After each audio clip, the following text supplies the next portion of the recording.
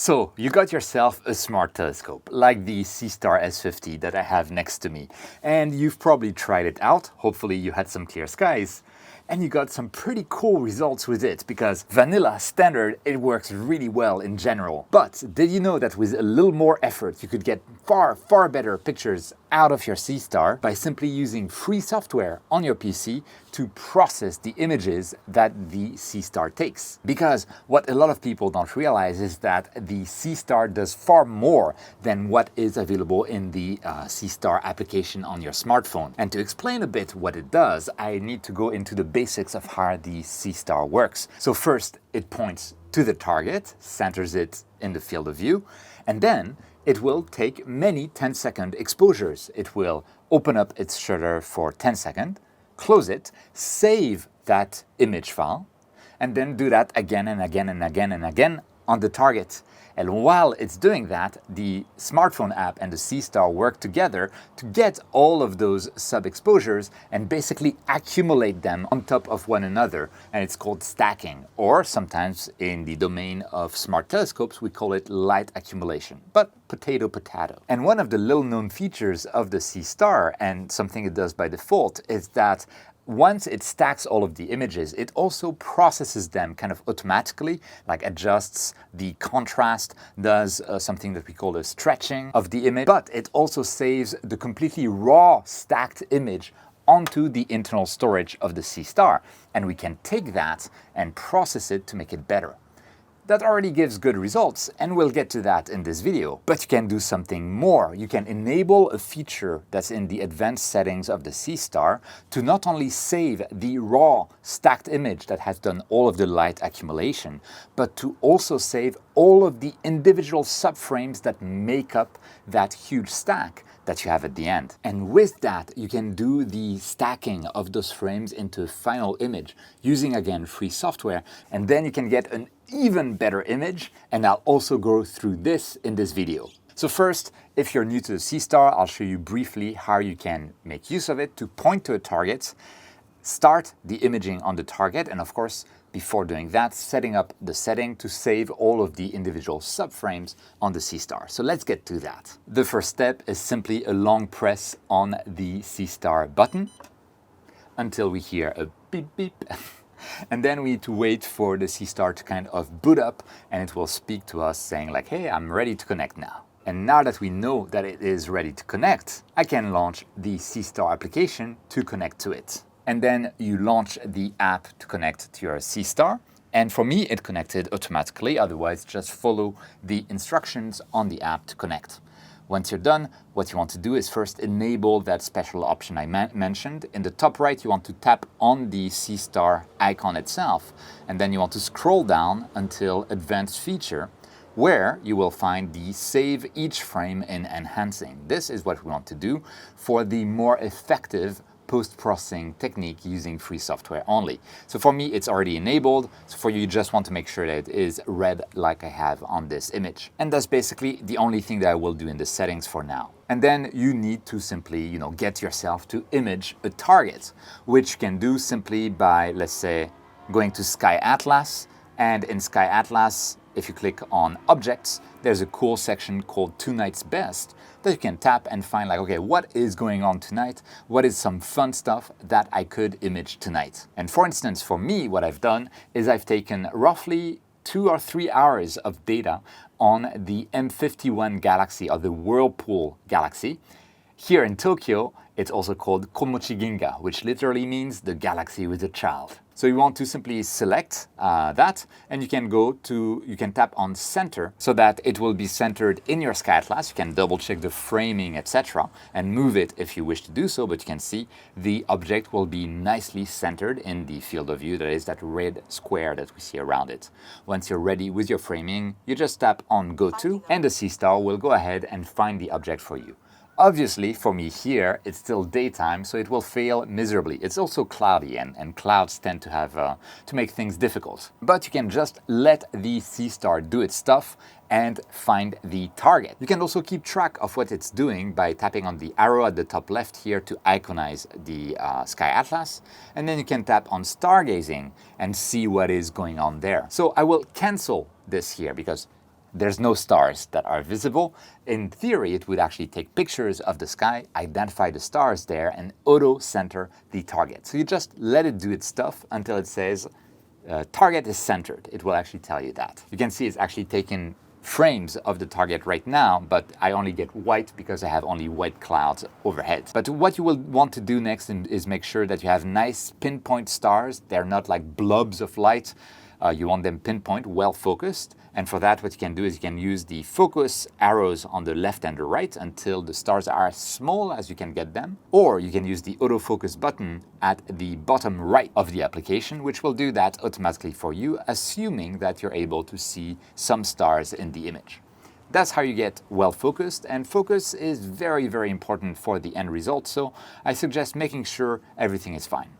Otherwise, all of the other parameters should be set properly for your target. If you've chosen it from tonight's best, as I did, even the filter, the internal filter to the Seestar, will have been pre-selected for the best result. So the only thing left to do is to tap on the red button, and then the Seestar will start taking those 10-second exposures and doing the light accumulation. Now, the fun thing as well is while it's doing that, you can feel free to close the app and, walk away, let the Seestar do its job for like 2 hours, 3 hours. You don't need to monitor it. It will keep working on its own, taking the images and storing those raw subframes as well as the overall stacked frame inside its internal memory. And so in my case, I actually chose the target of M51, that Whirlpool galaxy, and I spent, as I mentioned, 2 to 3 hours on it, and I have that data. So I'll show you how to get the data on the computer and then how to process it. A word of warning though, as I mentioned, I am on my rooftop here in Tokyo, Japan. So it's a very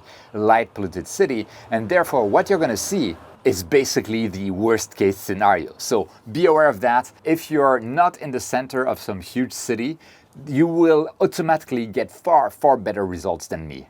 Okay, now let's go inside, get those files onto a computer and process them. Before you do that, let me know down in the comments how well do you think I'll do and what would your steps be to do this post-processing. And while you're going there, you can like the video. It takes 1 second and really helps the channel out. And if you're new to the channel, you can tap on that subscribe button and that bell icon, in which case, welcome to the channel. If you want to support me more at no cost to you and you're planning on buying anything, including the Seestar, from places like Amazon or Agena Astro, High Point Scientific, First Light Optics, etc., if you do so after clicking the links that I have down in the description, you'll help me out at no cost to you. And if you want to help even more directly, help me make more videos like this, you can join my Patreon as a paid member or join the channel as a member using the join button next to the subscribe button. Every little bit helps. And as always, I have to thank you so much, guys, because without you, this channel would simply no longer exist. With that, let's go inside. Now that we've captured the images of M51, our next step is simple. We want to take the Seestar and basically transfer the files that are in its internal memory to a computer where we can do our processing. So for that, I need to turn on the Seestar again. So long press until we hear the beep. And then we need to wait again for the Seestar to say that it is ready to connect. Once it tells us it's ready to connect, we can use a USB-C cable, just like the one that actually comes with the Seestar, but any USB-C cable should work. And we will need to plug it into the USB-C port on the Seestar, which is now ready. Once I do so, the Seestar will actually appear as basically a hard drive on my computer, mass storage device, just like any USB stick, for instance. So I can open that, and you'll see there is a folder called My Works. And in there, you will have 2 sets of folders if you've enabled the advanced setting for the subframes. 2 folders per target. So for us, we took pictures of M51 Galaxy from Tokyo, and we have a folder called M51 and then a folder called M51-sub. These contain respectively the full stacked image, so the result of all of the light accumulation done on M51, kind of pre-processed within the Seestar itself. And M51.sub contains actually all of the 10-second subframes that were used to build that final image. So the first step will be, obviously, we're going to take those files off of the Seestar and put them onto the computer so we can then disconnect the Seestar and turn it off. So I'll just go ahead and drag and drop the My Works folder to something like my storage drive here. And because I have so many frames, I have actually 1094 10 seconds frame plus the overall stack, it takes a little bit of time. So let's wait for it to be done. While we wait, we can actually download the software that we will need to process our images. So we're going to start with a piece of software called GraXpert. That's available at GraXpert.com. Obviously, I'll have all of the links down in the description, together with affiliate links if you want to help out the channel. I'm on GraXpert.com, and you can see there is a version for Windows, for macOS, for old macOS, and then for Linux. So for me, it's just clicking on the Windows version. It's going to download GraXpert, and then you simply need to run the file that was downloaded, click on Next, Next, Next to install the software. We're going to use GraXpert to process the image at the very start. It will let us crop the image, remove any weird background gradients that we may have in the image, which are very frequent if you're imaging from a city with a lot of light pollution, or you're imaging close to the moon, because the moon has like brightness that seeps into your image and appears as a gradient. So it will help us remove those gradients. And of course, because I'm in Tokyo, there's a lot of light pollution, and then that means there's a lot of noise in the image. There's a great denoiser in GraXpert that we're going to use as well to make the image a little bit cleaner. The next piece of software that we're going to be using is Siril. The URL is siril.org. Again, links in the description. And again, we have Linux, Windows, and Mac version of the software. So you can just go ahead and download the 64-bit Windows version or just the Microsoft Store version, whatever, and then install that. Exactly the same as GraXpert. Siril is a piece of free and open source software that is used for general processing of astrophotography pictures. We'll do things like color calibration of our image.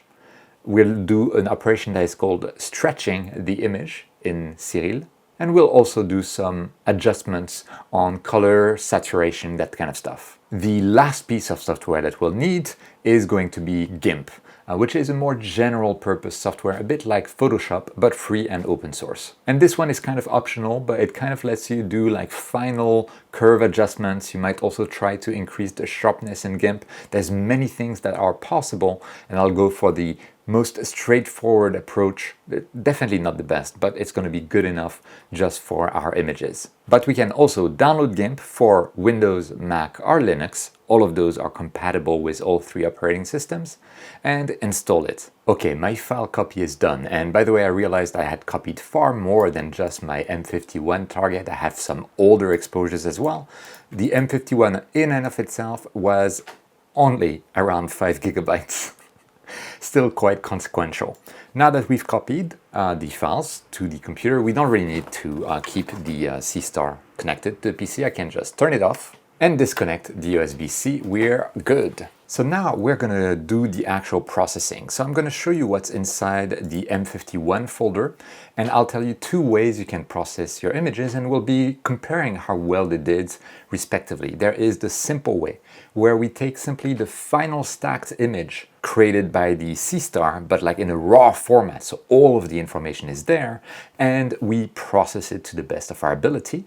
And then the second method, which is more involved, is we'll take all of the subframes, we'll stack them ourselves, do the light accumulation on those subframes ourselves, and then process that stacked image that we obtained.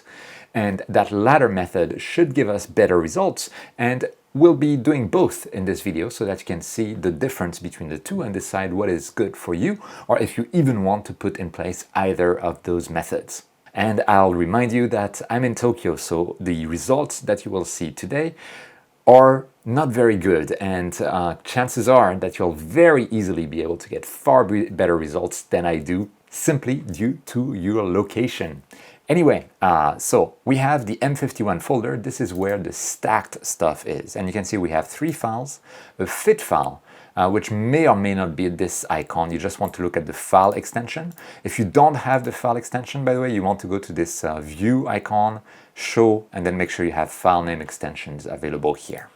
The fit file is the raw file that has all of the information. We also have a couple of JPEG files, which are standard file formats. The one with the THN at the end is the thumbnail file. It's very small and it's useless. The one without that THN is actually what the Seestar accomplished with its stacking process. This is what we can see, which is already pretty cool. We can actually see the main galaxy here and then the child galaxy to the right. It's absolutely amazing that those things are, what, millions of light years away? I have no idea, but they're super far away. And we're able to capture them with that $500 fully automated gadget. I absolutely love this. But anyway, we're going to use the stack prepared by the Seestar to process first. And then in the second part of the video, we'll do the same thing, but we'll look at the subframes, all of those many subframes, and stack them ourselves. So let's start with the fully processed image. The first step is I'm going to launch GraXpert. So in GraXpert, you may get dialogues that I will not have asking you to download AI models. If those pop up, you absolutely need to click yes. And if you get any error while you are trying to do the same steps as I do, the way that you can likely solve them is by going to this advanced tab here on the right, and then under background extraction AI model, you can select 1.01, and under denoising AI model, I would suggest selecting maybe not the 3.x ones, but the 2.0. And that should force the software to download its AI models. Anyway, let's load the image. And for that, you can see I can navigate to Storage My Works M51, and I can select the fit file, not the JPEG file, the fit file. This is important, and open it. Okay, here we have the result. And it's important to notice that actually the real image, if I go to this slider and set it to no stretch, looks like this. Completely dark image with a star here. This is because we have the raw output of the sensor, or the result of the stack of the raw output of the sensor's subframes. And what GraXpert does by setting by default this 15% background 3 sigma thing here is it does just a visual stretching of the image so that this darkness and that's a single star, which is this one here, is processed in a way that our eyes can perceive it. Our human eyes with daily life do that automatically, but we kind of have to do it manually here. Anyway, we loaded the image here. The next step will be to crop the image down to the galaxy. So I'm going to open up the crop thing here, and you can see that I get this yellow thing here, and I can adjust the corners of the yellow rectangle to select a frame that I kind of like. Now I'm going to go a bit larger than the galaxy itself, simply that way I can include more stars in the image, and more stars mean that in Siril, the next free software we're going to use, when we do color calibration, will be a bit more precise. So it's always good to include as many stars as possible.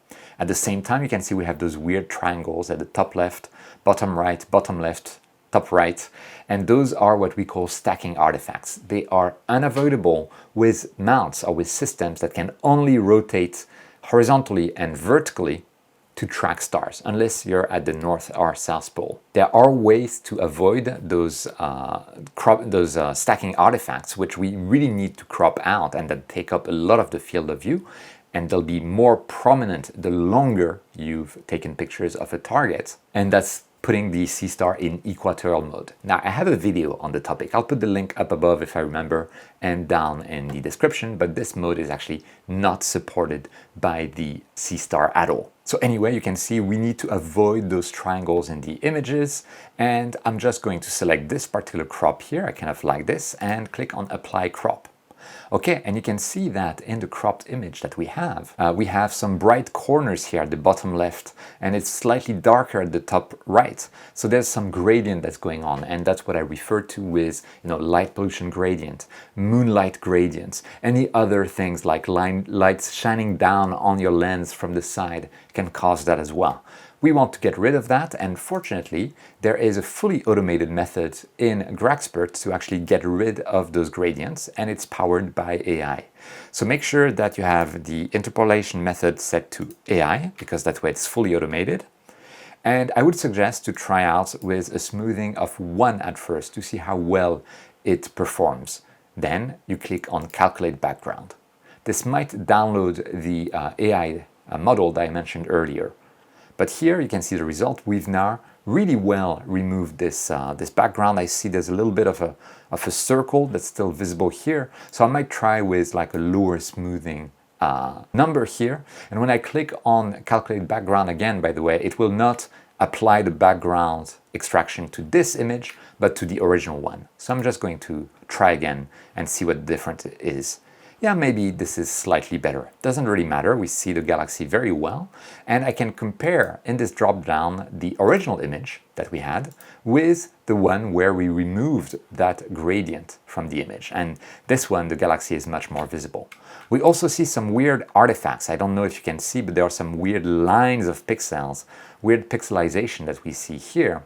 And this is something that is due entirely to the way that the Seestar does the stacking of all of the 10-second subframes internally. Our second method, where we stack things manually, will completely avoid this issue. So this pixelation, it's due to the simplified way that the Seestar does stacking. But we'll try to reduce it as much as possible. And to do that, we'll use the next step, which is the denoising step. I'm going to open that up. And then you can set a denoise strength that you want to use. And I typically find that for my pictures, like a 0.7, 0.6 is a good starting point. So you may want to try that, but you can, play around and see what works best for you. The goal is to remove as much of the noise as possible while keeping as many of the details in the galaxy as possible. So let's click on denoise image and see what happens. Okay, so this is what happened with my denoise strengths of 0.7. We can compare the gradient corrected image to the denoised image. And I think we're losing a little bit of detail, but we're also getting rid of a lot of that weird pixelization, even though it's still there, that we get from the Seestar stack. And already, I think that's a pretty cool image there. We have some really good details, but we're going to try to make it even slightly better in Siril. So for that, we're going to go ahead and save the image. So I'm going to go inside the Save button, and we're going to leave it as a 32-bit FITS file and click on Save Processed. I'm going to save the image in the same folder that the original image was, except that by default it will have this underscore GraXpert at the end of the image file name. This is perfectly fine. I'm going to save. Okay, we're done with GraXpert for now, so I can open Siril as the next step in our processing journey. I now have Siril open. You might get a little dialogue in Siril asking you whether you want to see an introduction, in which case it will guide you around the interface. You can also cancel that if you don't need it. In Siril, what I'll do is I'll click on the Open button at the top left and navigate to the folder that contains the image that was processed via GraXpert just now. So I'm going to select the image, underscore GraXpert.fits, click on Open, and we can see it doesn't look like much, right? We only see some stars, maybe the core of the galaxies, but aha! Remember how GraXpert applied a stretch function on the image so we can see what's happening without actually affecting the raw data of the image? Well, we can do the same thing here using this drop down at the bottom. You can click on here and select Auto Stretch, and now suddenly we can see what's happening. What we'll do next is some color calibration on this image. So I'll go to the image processing menu here, and we're going to go to Color Calibration, Photometric Color Calibration. Now you can try to click on the Get Metadata from the image and click on OK, see what happens, and you see you have a console on the right-hand side of the image. If you don't see that, you can always use this little arrow button on the right-hand side to reveal it under the console tab. And you can see it was successful, but let's look at the before and after. The color, very magenta there, looks a bit weird to me. So I'm going to try something else. First, I am going to undo my change, and then using the back arrow here at the top left, so I undo the change, and I will click on this force plate solving checkbox here and try again. Let's click on OK, see what happens. Plate solving failed, okay. We can do something more. We can go to the top here and click and basically say that our target was M51. Let's click on Find. And you can see it has detected that the target would be indeed M51. And we're going to keep force plate solving on and try again to click on OK. And immediately things are a bit better here. And these are colors that I like far better. And I've noticed as well that using this flip image if needed option, it actually flips the image when this plate solving is fully successful. I don't know if it's always the case, but for me that's an indicator that things went right. And now we have some good colors and I can close that process. Our next step will be to actually stretch this image. You know how we've done this auto stretch? If we go back to the original image, it looks like this. Well, now we're actually going to do that and apply the stretch directly on the image. We're actually going to change the data in the image. So that's a very important step. Now, if we're doing things perfectly, we could remove actually the stars from the image and place them back in later so we can stretch the galaxy independently from the stars. It's super cool, but it's really complex and I want to avoid that in this particular tutorial. So what we're going to do instead is we're going to go to image processing and click on histogram transformation here, which is basically the easiest way to do this stretching. You also want to make sure that you see what you're doing. Go back to this auto stretch here and set it back to linear. Now we have this window here and most of the stuff in there you can ignore. You can simply remember that this slider here, the triangle in the middle, when you drag it to the left, it will stretch the image. So that's what we're going to do. I'm dragging it to the left and as I release, pop, this is a preview of what's going to happen and we can see the galaxy becomes visible. I can already apply that actually. I can just click on apply and then I can do this again. And poop, the galaxy is even more visible. I think it might actually be too bright. So before applying, actually going to go a bit lower, something like this, click on apply. And now we can do something else. We can see that this curve here, which is called the histogram, is flat at the left end. And flat at the left end means there's no real data that we want to use here. So we can tell the software actually the minimum brightness of the image is not there. It's a bit more towards the edge of the curve that we see here. To do that, I can drag the left slider here and slide it to the very start of the curves that we have here.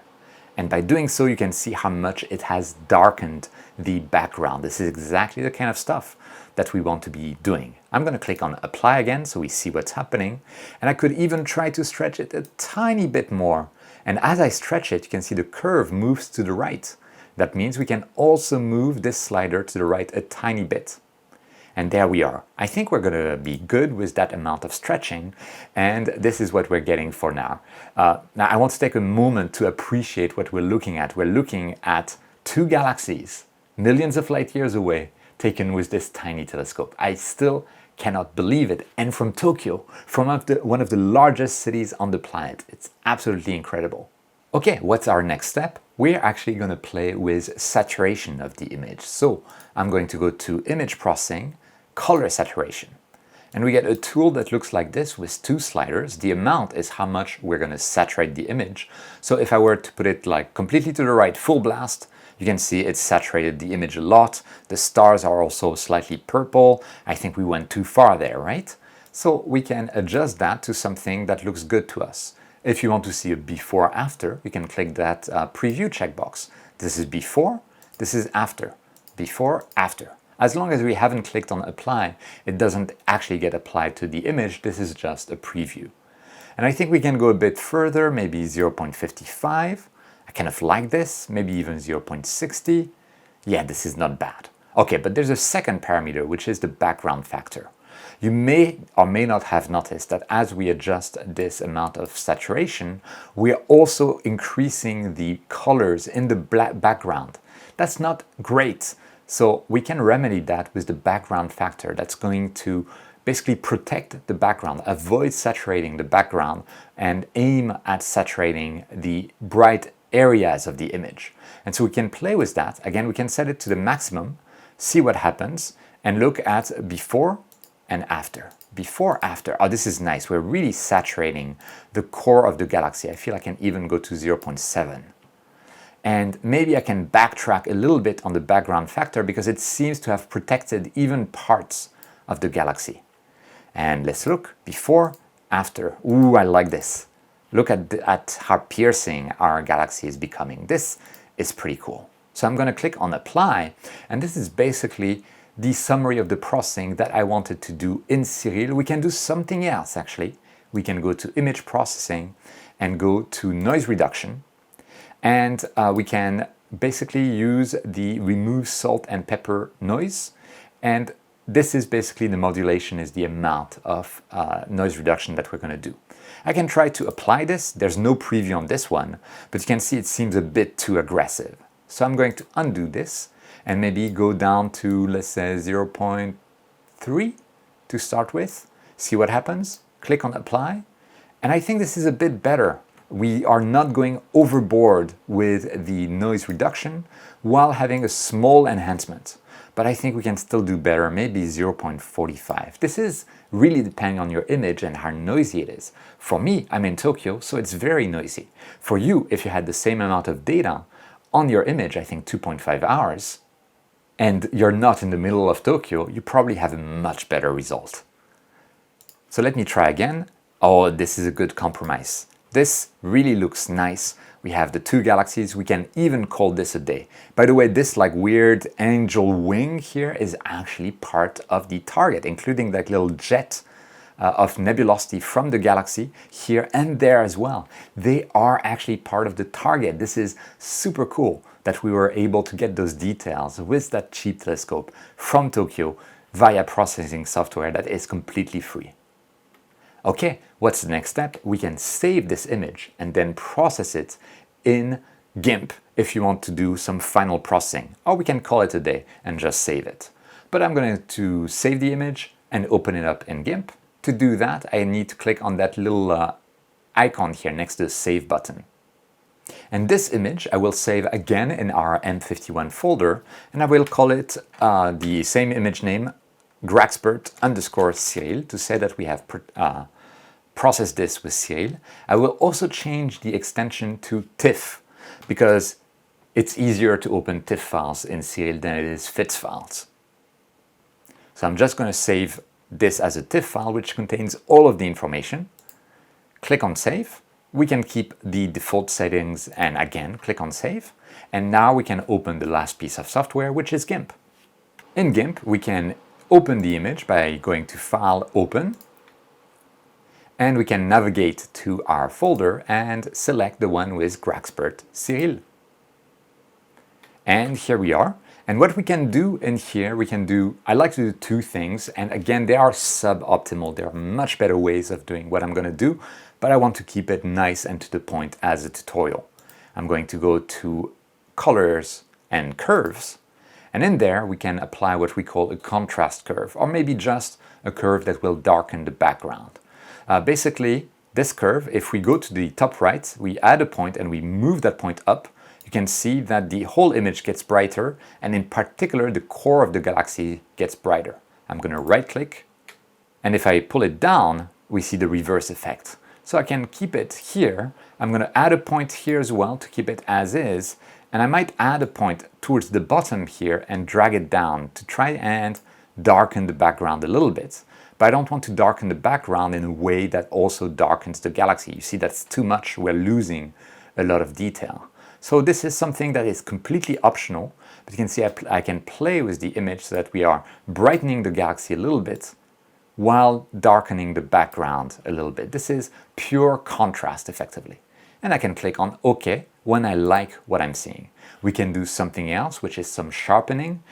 Again, there are better ways to do what I'm going to do, but this is probably the easiest and fastest. You can go to Filters, Enhance, and we have the Sharpen, Unsharp mask here, and we can see using this Preview button here how it will look like before and after. Now the after is a bit too sharp, so we can reduce the radius of the sharpening, and we can look at the before, after.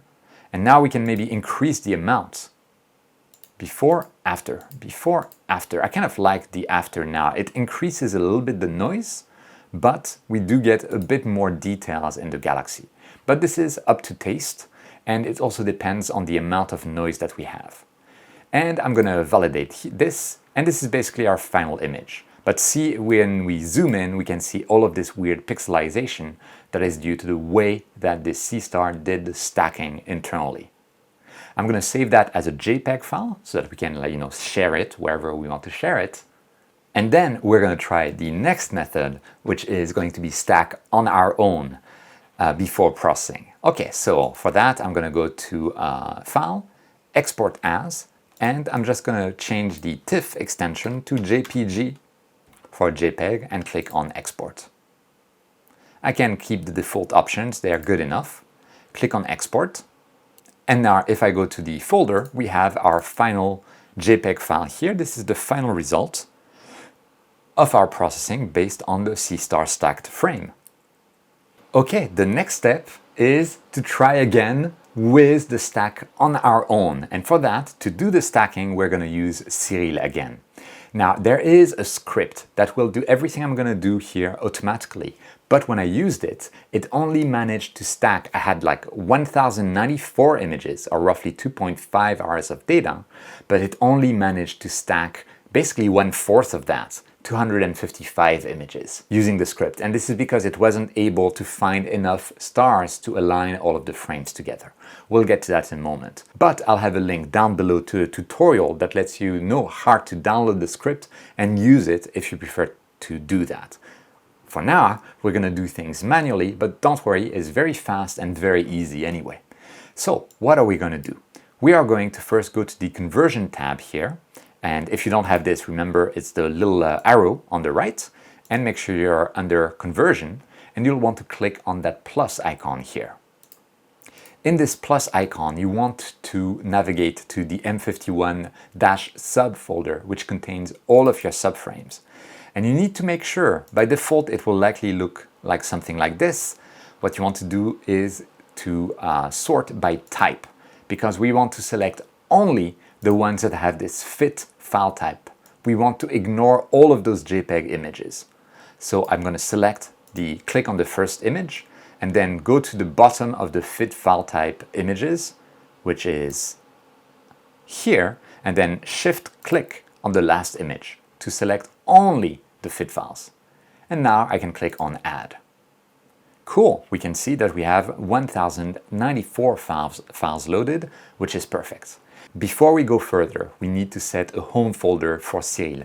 This is where Siril will dump all of its intermediate kind of images when it's doing processing, and we need to know where that is so we can, delete it later. So for that, you want to go to the home icon in the top left. And for me, I'm just going to, navigate to this M51-sub folder, then click on create folder and call it like processing. Boop. And then click on open. Now we've set the folder where Siril will dump all of its intermediate processed images. Okay, next step is in here we've loaded 1094 files. I'm going to put the sequence name to M51, and we want to make absolutely sure that we have this debayer option checked. This is very important. It basically takes the raw data from your sensor and transforms it into a proper color image. Then, when we're ready, we can click on Convert. Okay, the images have been converted. It was actually quite fast, maybe 30 seconds. And now, if I go to the Sequence tab, I can see there is this m51_.sec. So this is the name of the sequence with this file extension. And I can also double check the images by clicking on Open Frame List. And you can see that the images are there. I can select the first image, and we can also set here an auto stretch to see what we're looking at. Now, when we do an auto stretch, we see the image appears green.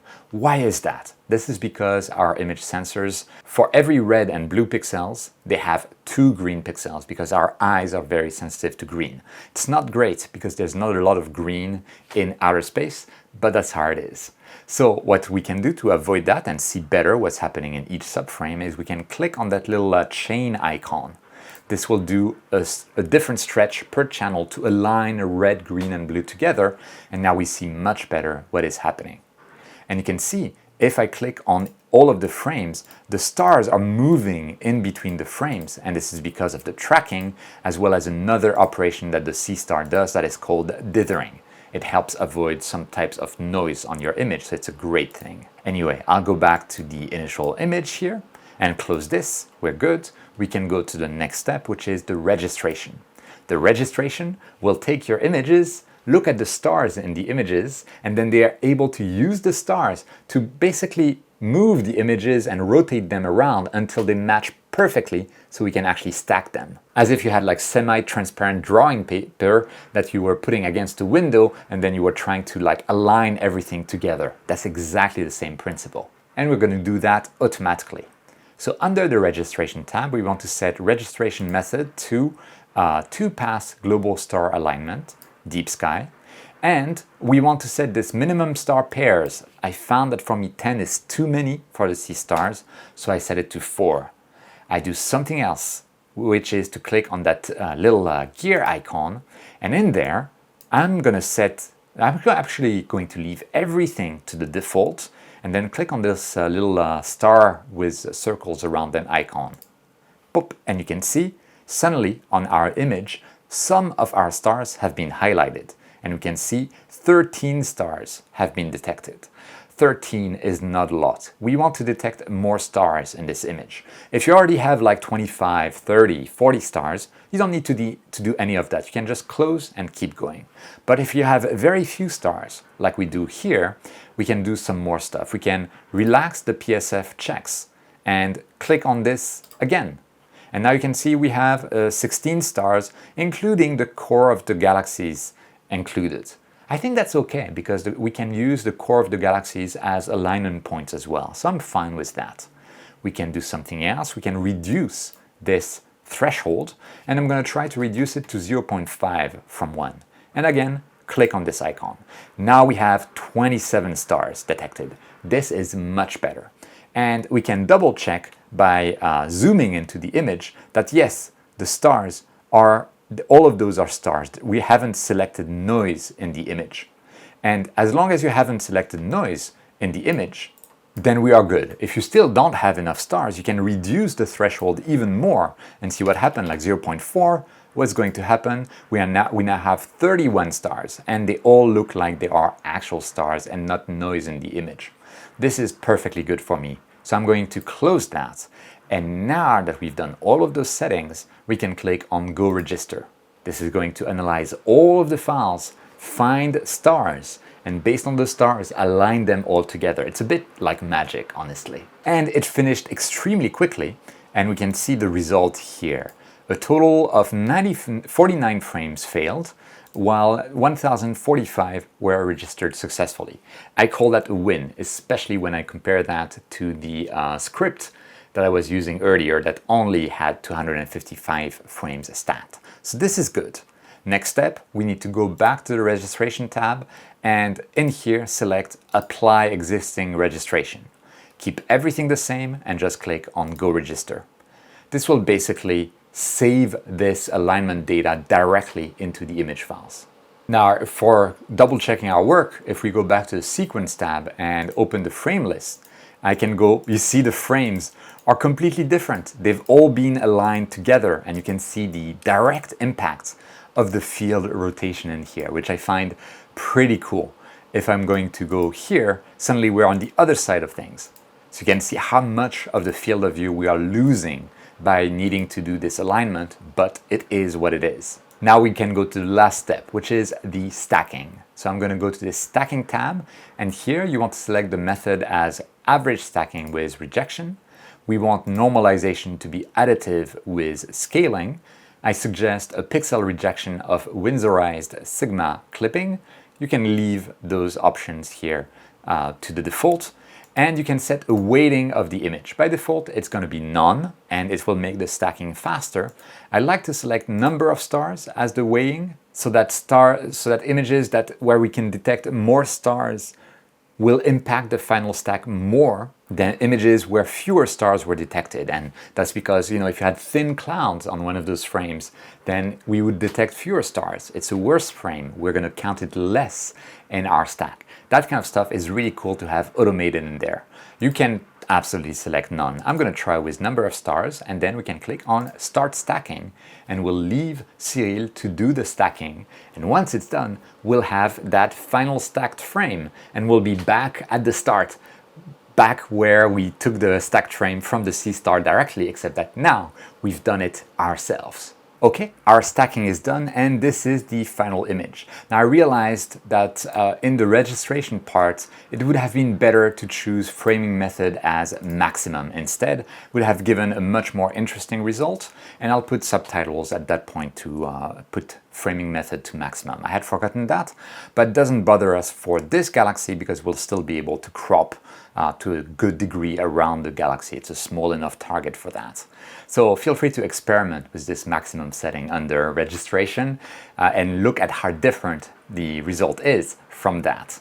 It's a very interesting thing. But now that we have this done, we need to save the image and process it in GraXpert first. We're now back on Rails. We can do exactly what we did for the Seestar stacked image. So I'll go a bit faster this time around. We can save the image, and I'm going to save it under processing. That's fine.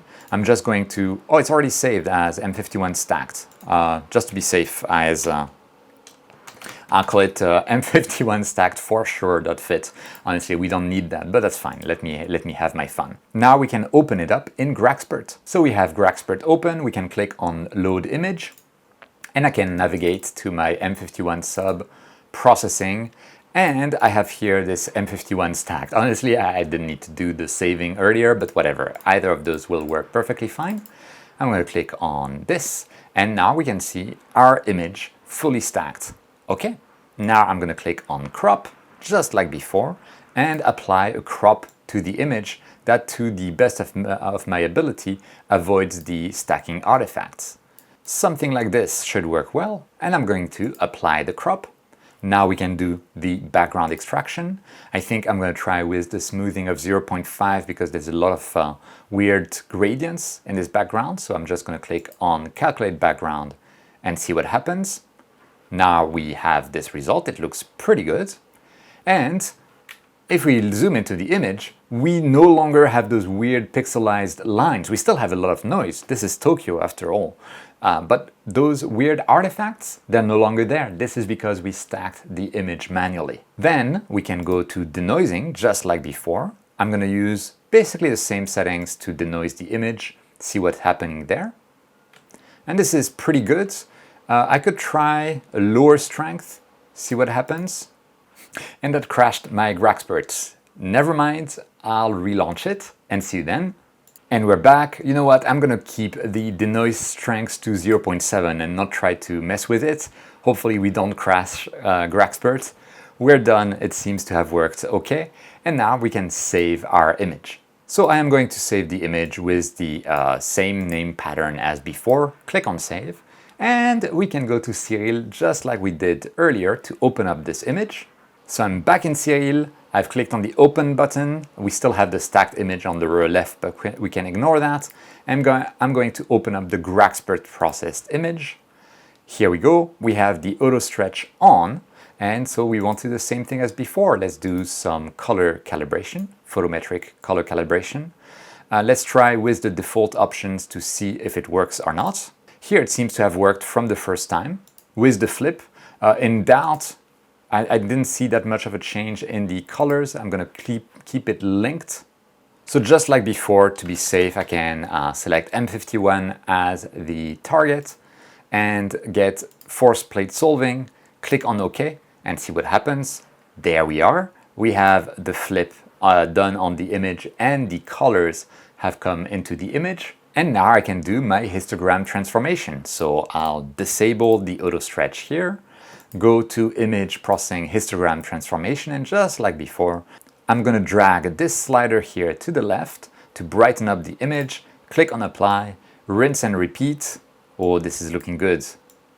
Let me also drag the point on the left to put it at the very base of the curve. We're going to click on apply, try maybe one quick more round, something like this. Looks pretty good to me. And we're going to click on apply. We're done with the histogram stretching. I can go to my next step, which was, as I recall, playing with the color saturation. So we're going to do that. And I can play with the amount slider, just like we had before. I can also change the background factor to make sure that we are not increasing the saturation in the background. And this is before, after. Yeah, that's a big difference. Before, after. I really like this, this image. We can click on apply. And you know, nothing prevents you from doing another run of, so not color calibration, of color saturation. If you want to, we can, you know, try again and see, like, maybe this is a bit too punchy, but we can increase this parameter here, maybe a bit less than last time. Look at before, after. Yes, might be a bit better. Click on apply, right? We can do a lot of things. And my next step is just like before, doing another round of noise reduction. I'm going to click on this, and we're going to put the modulation maybe at 0.4 to start with. Click on apply. This is actually really good. This is before and after. I think I'm going to go back to the image without the noise cancelling and try 0.6 roughly. See what happens. And we have before and after. I really like this after. Like, we've removed a lot of the noise. I really like what we're getting here. So I am going to save the image as with a different file name, just like we did before. And like before, I'm going to add an underscore Siril and put TIFF at the end because we want to open that in Gimp. And I'm going to save that. Keep the default options, click on save. And now in Gimp, just like before, I can go and open an image. I want to go to M51 sub, processing, and we can select this M51 stacked GraXpert Siril. Click on open, and here we have it.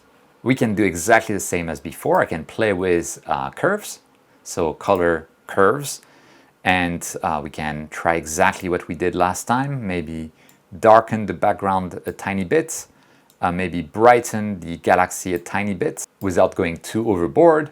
Click on OK when we're happy, and we can go again to the filters, enhance, and unsharp mask. Again, there are better ways to do this, but I don't really care right now. We're going to diminish the radius, maybe diminish the amount, look at preview before and after. I kind of like this because we see slight sharpening in the galaxy without too much sharpening of the noise. We can click OK, and this is maybe what we can call a day. So I'm going to, again, export as, and I'm going to save that as a JPEG file, not a TIFF file. JPEG, JPG, click on export, and export. And we are done. So we can now compare those three images one to another. And here we have the images next to one another. On the left-hand side, we have the image straight out of the Seestar. In the middle, we have the image that was stacked by the Seestar and processed by us. And then on the right-hand side, we have the image stacked by us and processed by us. And I think this is very interesting to see the progression. Obviously, the biggest step comes with processing our own image here in the middle. But on the right-hand side, I really like the colors that I'm getting. I also find it very interesting that this weird pixelation on the Seestar-stacked image seems to have somewhat helped to lower the amount of noise that we have in the final image. Or maybe I should have been more aggressive in GraXpert for the final image on the right. So it's very, very interesting to see the differences. The image on the right, for whatever reason, even though we did the color calibration on both, seems to be more color accurate. And it does feel to me like it has more details than this one on the left, but still very close. And it gives you an idea of whether you want to go through the whole process to stack everything together like you would if you had like a full-fledged astrophotography rig, or you want to just use the image from the Seestar and do your own processing. But that is the evolution of this processing. And you be the judge, but please let me know in the comments which one you prefer, if you think it's worth doing the stacking ourselves or not. But remember, this is a single sample, a single data point from a city in Tokyo. You should definitely try with your own data, with your own stacking, or with the Seestar stacking and see how much of a difference you get and if it's worth it to you in your particular conditions. But again, let me know down in the comments. I'll be fascinated to hear, how you've been processing your images, if things have worked out well, or if you don't want to do any of that and you want to keep the Seestar simple without having to do any post-processing, which is of course perfectly fine as well. I also want to thank you for watching through this long video, and because it's so long, at the very end we'll have credits for my Patreon and channel members. You guys, you make the channel possible, you know it. Thank you so much. But anyway, again, comments while you're going there, like the video, takes a second, it makes the whole difference. You can subscribe to the channel, in which case welcome if you like this kind of a video. And if you want to help me without any cost to you and you're planning on buying anything, including a Seestar from Amazon or Agena, Highpoint, First Light Optics, etc., if you do so after clicking the links that I have in the description, you'll help me out at no cost to you. And of course, if you want to help me more directly, you can join my Patreon as a member. Link is down in the description, or join the channel as a member using the join button next to the subscribe button. But that's it for this video. I hope you learned something. Thank you so much for watching. Don't forget whenever you can to look up at the stars, and I'll see you next time.